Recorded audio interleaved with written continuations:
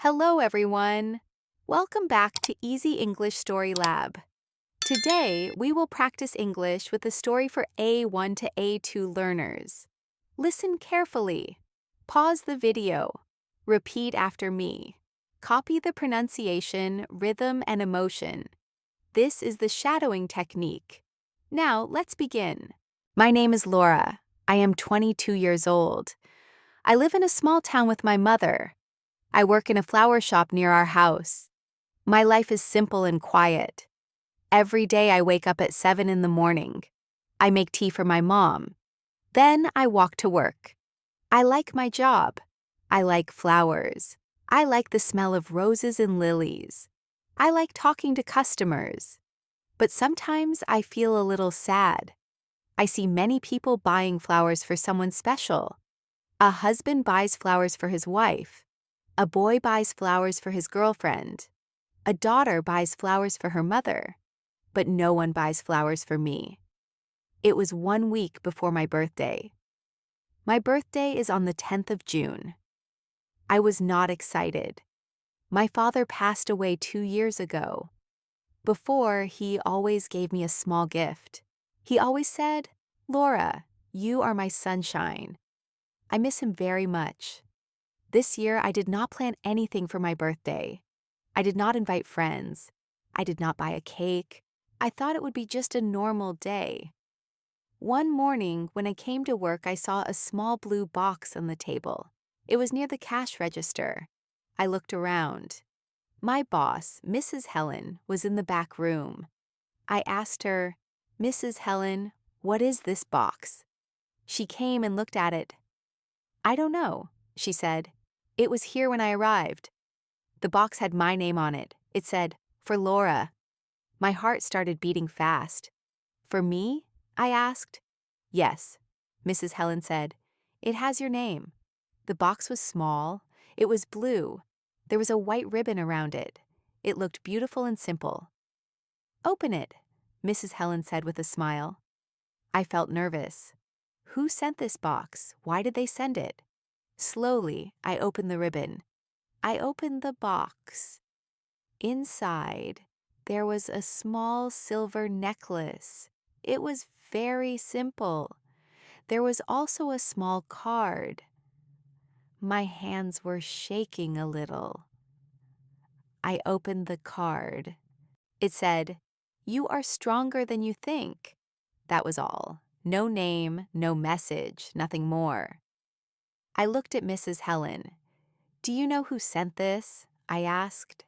She shook her head. "No, Laura, I don't know." All day I thought about the box. I showed it to my mom in the evening. She looked surprised. "Maybe it is from one of your friends," she said. "But none of my friends would write like this," I said, "and they would write their name." That night I could not sleep. I held the necklace in my hand. I read the card again and again. "You are stronger than you think." Why did someone write this? The next day at work, something strange happened. An old man came into the shop. He walked slowly. He looked at me for a long time. "Good morning," I said. He smiled. "Good morning, Laura." I felt surprised. "Do I know you?" I asked. He shook his head. "No, but I know your father." My heart stopped. "You knew my father?" I asked. "Yes," he said softly. "He was my friend." I felt many emotions at the same time: surprise, sadness, hope. "My father passed away 2 years ago," I said. "I know," the old man answered. "I was at his funeral." I did not remember him. But maybe there were many people that day. He looked at the flowers. Then he looked at me again.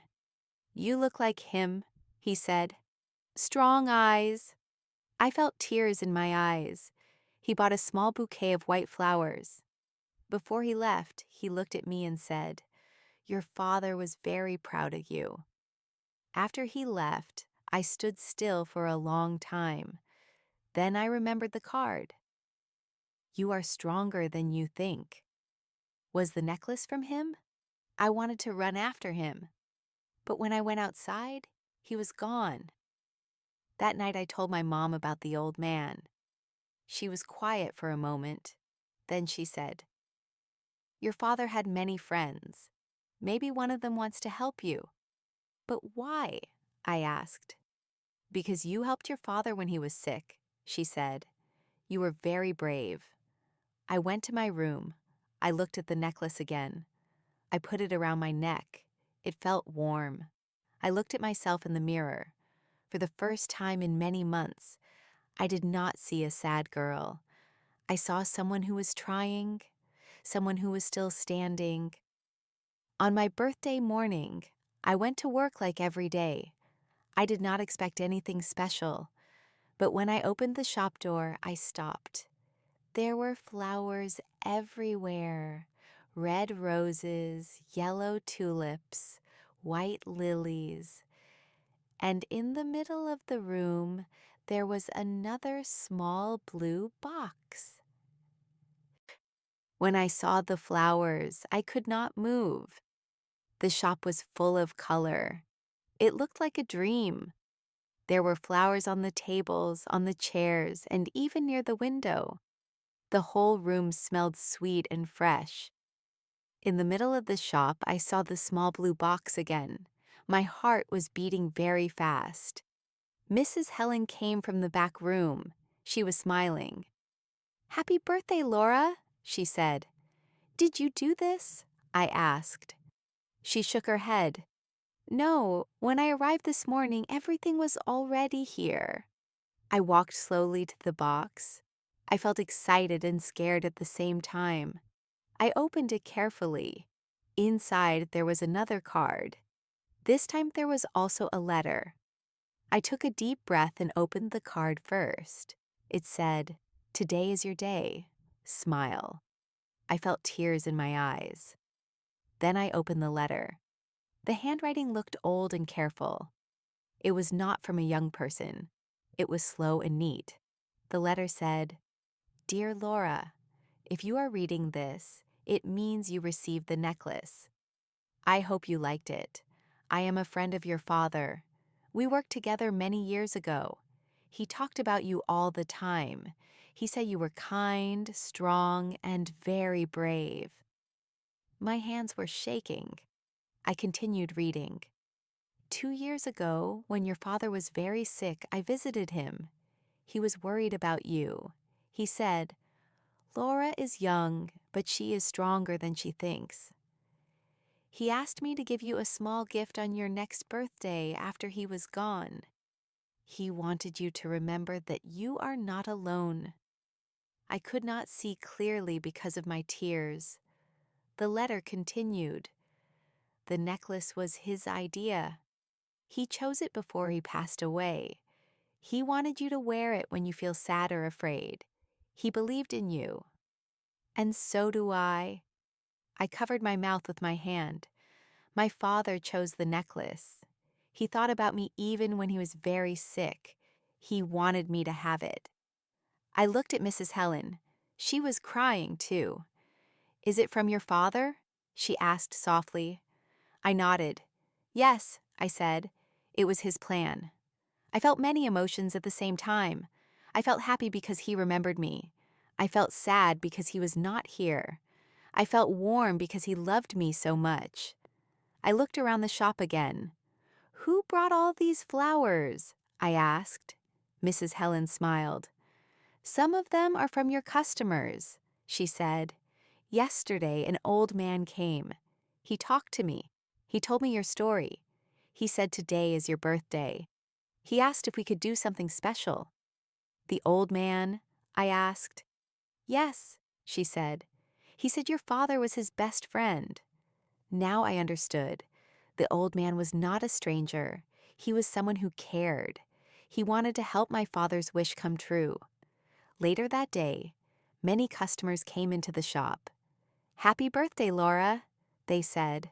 Some gave me small gifts. Some gave me hugs. Some just smiled. I did not feel alone anymore. In the afternoon, the old man came back. I walked to him quickly. "Thank you," I said. He looked surprised. "For what?" "For everything. I said. For the letter, for the necklace, for the flowers. He smiled kindly. Your father was a good man, he said. He helped many people. Today, we help you. I felt my heart become calm. I miss him every day, I said. I know, the old man answered. But he did not want you to live in sadness. He wanted you to live with courage. We talked for a long time. He told me stories about my father when he was young. He told me how my father worked hard. He told me how my father laughed loudly and helped everyone. For the first time in 2 years, I did not feel only pain when I heard my father's name. I felt pride. In the evening, when the shop was quiet, I sat alone and looked at the flowers. I touched the necklace around my neck. You are stronger than you think, I whispered. I remembered the hard days when my father was sick. I remembered taking him to the hospital. I remembered cooking for him. I remembered staying awake at night because I was worried. Yes, I was young, but I was strong. Maybe I did not see it before. That night when I went home, I felt different. I was still the same Laura. But something inside me changed. My birthday was not a sad day anymore. It became a day of love, a day of memory, a day of surprise. And I knew something important. Sometimes the most beautiful gifts are not the biggest ones. They are the ones that remind you who you are. But the story was not finished yet. Because the next morning, something else unexpected happened. The next morning, I woke up early. I felt calm. I felt warm inside. I touched the necklace around my neck and smiled. Yesterday was my birthday. It was the most special birthday of my life. I thought everything was finished, but I was wrong. When I arrived at the flower shop, Mrs. Helen was already there. She looked excited. Laura, she said quickly, someone is waiting for you. For me? I asked. Yes, she said, in the back room. My heart started beating fast again. I walked slowly to the back room. When I opened the door, I saw the old man. He was sitting on a chair. He looked serious but kind. Good morning, he said. Good morning, I answered. He stood up slowly. In his hand, there was another envelope. I wanted to give this to you yesterday, he said, but I thought today is better. I felt nervous. What is it? I asked. It is something your father left for you, he said softly. My hands were shaking again. I took the envelope and opened it carefully. Inside, there was a paper. It was a letter. But this letter was different. It was written by my father. I knew his handwriting. I knew the way he wrote my name. It said, My dear Laura, if you are reading this, it means I am not with you anymore. I am sorry I cannot see you grow older. I am sorry I cannot celebrate your birthdays. But I want you to remember something important. My eyes filled with tears. I continued reading. You were always my brave girl. When I was sick, you stayed strong. When I felt afraid, you smiled for me. You are not weak. You are not alone. You have a big heart. And that is your greatest gift. I could not stop crying. The letter continued. I asked my friend to give you the necklace and this letter on your birthday. I want you to live your life fully. I want you to follow your dreams. Do not stay small because you are afraid. You are stronger than you think. I covered my mouth and cried quietly. The old man put his hand on my shoulder. Your father believed in you, he said. After a few minutes, I read the last part of the letter. There is something else. In the bank, there is a small savings account in your name. I saved a little money for you. It is not a lot, but I hope it helps you start something new. Maybe your own flower shop one day. I love you forever. Dad. I stopped breathing for a second. A savings account? My father saved money for me? I looked at the old man. It is true, he said. He worked very hard. He wanted you to have a future. I felt many emotions at once: shock, gratitude, love, hope. My father did not leave me only a necklace. He left me a chance. That afternoon, I talked to my mother. I showed her the letter. She cried and smiled at the same time. He always thought about you, she said, even in his hardest days. For many years, I was afraid to think about the future. I only lived day by day. I worked in the flower shop. I helped my mother. I tried not to feel too much. But now something changed. My father wanted me to dream. That evening, I sat in my room and thought deeply. Did I want to open my own flower shop? Did I want something more? I loved flowers. I loved making people smile. I loved helping customers choose the perfect bouquet. Maybe I could do it.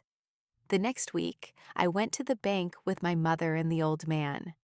The money was not very big, but it was enough to start small. Mrs. Helen surprised me again. She said, "Laura, I am getting older. I was thinking about selling this shop next year." I looked at her with big eyes. "Maybe," she continued, "you could buy it one day." I could not believe it. Everything felt like a dream.